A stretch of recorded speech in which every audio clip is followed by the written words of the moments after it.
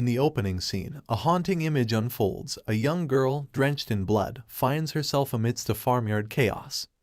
Her breaths labored and frantic, as the distressing sight of dying cows surrounds her. Her mother's desperate calls echo in the background. The tranquility of the scene is shattered when the farm dog turns aggressive, leading the movie to an abrupt black screen. Transitioning from this intense start, a woman wakes abruptly on a bus, jolted from a nightmare, only to find fellow passengers engaged in a jovial sing-along. Banter ensues among friends, hinting at secretive liaisons. However, the lighthearted atmosphere swiftly shifts as the bus veers off course into an abandoned mine, leaving the passengers bewildered. As confusion mounts, masked intruders flood the bus, administering a strange gas that renders everyone unconscious, save for the woman they seize. Awakening in a sterile laboratory, she learns through the news that the other passengers were purportedly killed in a staged crash. Amidst her restraints, a reassuring presence emerges. The professor, and Beeks offers solace. Yet, the woman's foremost concern lies with her unborn child, revealed to be a girl by the professor. Further cryptic revelations surface, indications of a future sibling for her daughter and more enigmatic truths awaiting discovery. As Beck and the professor attempt to guide her, they unveil a realm of untapped potential, leaving the woman both bewildered and intrigued by the uncharted depths of her own capabilities. In the present day, a woman adorned with a tattoo bearing the inscription Tua indulges in a cigarette outside the confines of the lab.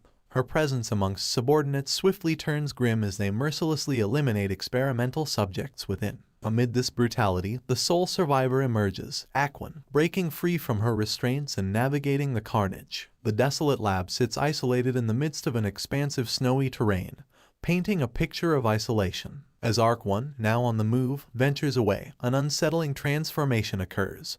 Her powers surge uncontrollably, resonating across the field, establishing her as the most formidable metahuman encountered. Simultaneously, cars traverse towards the professor's abode, led by Jang, the professor's nephew, himself a metahuman. Intent on discussing business matters, their conversation takes a sharp turn when the professor addresses the breach at the facility, implicating Jae-yoon in the release of Tua and the raid on the lab. Suspicions arise regarding an internal informant, sparking tensions between factions, the Professor's Alliance, and the transhumanist group. The narrative pivots back to Arc 1, now navigating a wintry forest, eventually reaching a road and narrowly avoiding a collision with a speeding car. Inside, henchmen under the command of a gangster named Youngdu seize Arc 1, forcefully adding her to their entourage. Amidst this chaos, another woman, Kyung-hee, pleads for Arc 1's release, only to face brutal retaliation. The men's mistreatment of Aquan sets a volatile tone, stirring imminent repercussions. The sequence unfolds in a surreal manner as Arc 1 effortlessly neutralizes the assailants, reminiscent of cartoonish chaos as fragments of the car scatter. The chaotic ride culminates in a crash within a dense forest. Kyung-hee regains her senses, imploring Arc 1 to spare the men. Acting swiftly, she contacts the authorities and, along with Aquan, flees the scene, seeking refuge with a man known simply as Uncle, Kyung-hee's uncle, whose name remains elusive. Within the confines of Uncle's veterinary clinic, as Arc 1 remains unconscious, he undertakes the delicate task of extracting shrapnel from her body. To his astonishment, moments later, Arc 1's wounds inexplicably heal, leaving Uncle dumbfounded, prompting a contemplative glance at his whiskey glass, admitting to his indulgence. Post-surgery, Uncle engages Kyung-hee, expressing concern over Youngdu's escalating threats, particularly regarding her father's estate. While Uncle advocates involving the authorities, Kyung-hee, showing remarkable resolve, opts to take the responsibility of sheltering the girl herself, dismissing the need for police intervention. In yet another gore-laden laboratory, a relentless woman systematically eliminates the last of the remaining metahumans with precise headshots. Upon completing her task, Jo-hein, undeterred by the bloodshed, nonchalantly requests her partner to dispatch the cleanup crew before joining him outside. Despite the foreigner's admonishment for Joe's recklessness, she remains apathetic to the situation at hand. Unveiling a surprising revelation, the movie discloses Jo-hein as a fellow metahuman. As she meticulously extracts bullets from her wounds, they miraculously heal, showcasing her regenerative abilities. Settling in with a glass of whiskey, she delves into her laptop, processing vast amounts of information with lightning speed. Meanwhile, Kyung-hee safely escorts Arc 1 home, where an endearing innocence emerges as Arc 1 eagerly interacts with animals during the journey. Upon arrival, Kyung-hee's brother, Dae-gil, notices his sister's injuries and attempts a caring gesture, which nearly prompts a defensive response from Arc 1. Kyung-hee intervenes, diffusing the tension. Later, Kyung-hee arranges the dinner table, extending an invitation for Ark-1 to join in, fostering a semblance of normalcy amidst the tumultuous events. Ark-1's fascination with the dinner spread hints at her potential lack of exposure to proper meals within the confines of the lab. Amidst her engrossment with the food, tensions flare between Dae-gil and Kyung-hee. Gil accuses his sister of feigned concern for their late father's land, escalating into a heated exchange. Unperturbed by the conflict, Ark-1 proceeds to devour everything on the table, absorbed in her meal. Post-dinner, Kyung-hee guides Ark-1 to her room, expressing gratitude for saving her life amidst the chaos. Meanwhile, the professor rendezvous with Jo-hein, offering insights into Ark-1's origin. The startling revelation unfolds: the woman abducted initially was subjected to embryo cloning, and Ark-1 emerged as just one of many clones, effectively designating the woman as Ark-1's biological mother. The discussion pivots to Jae-yoon, the professor citing her last known location at the Shanghai lab from a prior film. Notably, while Jae-yoon relies on drugs despite her immense power, Ark-1, a different case altogether, is deemed a target for elimination due to her unique independence from such dependencies. Accepting the task, Jo-hein receives a tracker to pinpoint Ark-1's whereabouts. As Jo-hein and her team mobilize to eliminate Ark-1, they unexpectedly find themselves pursued by unidentified agents, intensifying the unfolding confrontation. The subordinates' impulsive detour off the beaten path careens into a sudden collision with their own vehicle amidst the thickets of the forest. Swiftly rallying, they confront the pursuing agents in a whirlwind of combat. Their agility and sheer strength eclipse the adversaries, rendering them incapacitated within mere moments. Jo-hein capitalizes on this advantage, instructing the defeated agents to relay her demand for a face-to-face meeting with their superior, a veiled suggestion of her awareness regarding culpability. In the aftermath of the scuffle, the team finally locks onto Ark-1's elusive signal, marking a breakthrough in their pursuit. Meanwhile, within the sanctuary of Kyung-hee's residence, Ark-1 grapples with a resurgence of distress, her mother's ethereal voice haunting her, coupled with a throbbing nosebleed-induced headache. Overwhelmed by the intensifying turmoil, she inadvertently unleashes her potent abilities once more, this time halting time itself in a stunning display.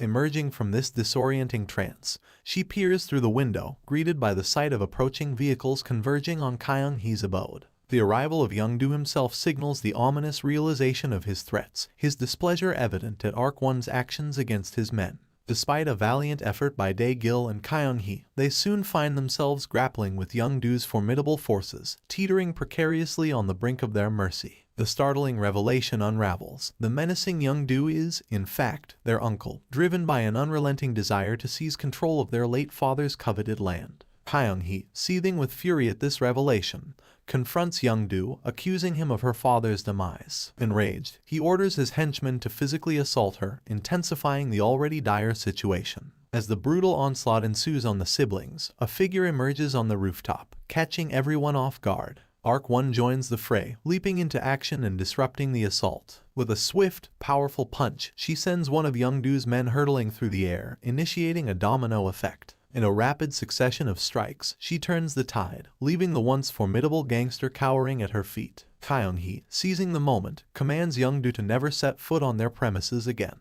Despite Dae-gil's shaken demeanor in the aftermath, he can't help but admire Ark-1's incredible display of strength and courage. Meanwhile, Jang, the mastermind behind the pursuing agents, emerges from the shadows to rendezvous with Jo-hein. Former partners a decade ago, they share a fleeting moment reminiscing before Jang inquires about Jo-hein's renewed pursuit, prompting a deeper conversation. Jang harbors suspicions that the professor orchestrated Jo-hein's renewed pursuit, harboring distrust toward Jang. Despite Jang's protests, asserting innocence and attributing the lab raid to Jae-yoon, the circumstances suggest a looming involvement of the two woos, poised to join the unfolding events. En route to an undisclosed destination, tensions simmer among the members, swiftly quelled by a stern, sunglass-clad woman who unequivocally commands their allegiance. Meanwhile, Young-do's relentless pursuit continues as he storms Uncle's sanctuary, intent on extracting information about Ark-1. Interrogation follows, revealing Young-do's interest in a client seeking intel about Ark-1's identity, an enigmatic puzzle taking shape.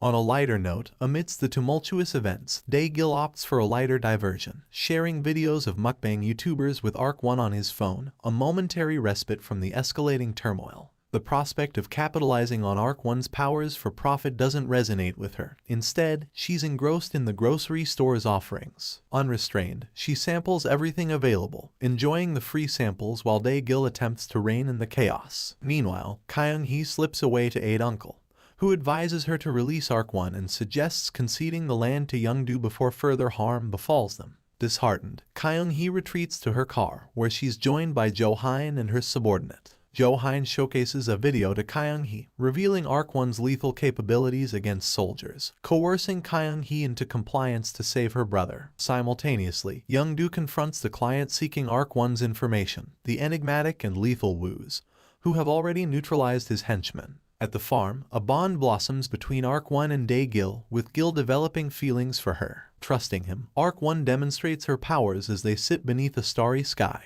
As the movie hurtles toward a climax, all factions converge at the farm, setting the stage for a gripping confrontation. While Jo-hein plans to use fireworks as cover to neutralize Akwon, Young-do, accompanied by the Woos, confronts Kyung-hee. Amidst an altercation, Young-do shoots Kyung-hee, prompting Dae-gil to rush to her aid as chaos ensues. A rocket launched by Jo-hein's men destroys the house in the background. A tumultuous fight ensues as the Woos clash with Jo-hein. Their leader showcases telekinetic prowess, eliminating Young-do's men with ease. In the ensuing brawl, casualties mount, with Jo-hein, her subordinate, and the Woos engaged in a relentless battle. Arc 1 awakens after the chaos, reminiscing about her moments with the siblings. Confronted by one of the Woos, she halts time and swiftly eliminates her adversary. Amidst the ongoing fight between Jo-hein and the remaining Woos, the subordinate saves Jo-hein with a self-sacrificial maneuver. Filled with rage and grief at discovering her human friends dead, Arc 1 unleashes her powers, mutilating the Woos. Overpowering them, she tortures one before incapacitating and eliminating both. Jae-yoon, the employer of the Woos, appears, revealing herself as Arc 1's sister and offering help in locating their mother. As the film concludes, Arc 1 mourns the siblings' deaths, injected with a substance by Jae-yoon, rendering her unconscious. The Witch, Part 2, The Other One. A roller coaster of emotions, a symphony of horror, and a conclusion that will have you contemplating its mysteries long after the credits roll. What did you think of the ending? Share your thoughts in the comments below, and don't forget to like and subscribe for more movie recaps and analyses. Until next time, happy watching.